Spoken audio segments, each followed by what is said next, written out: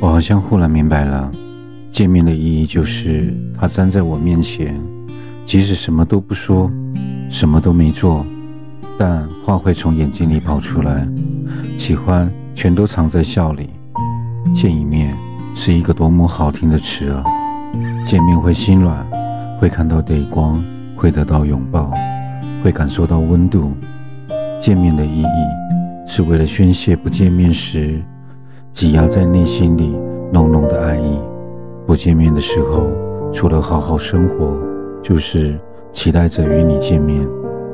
这里是深夜大叔，希望你们都能够与自己喜欢的人每天都能见上一面。如果你喜欢的人目前不在你的城市里，那请你拿起你的手机向他邀约吧。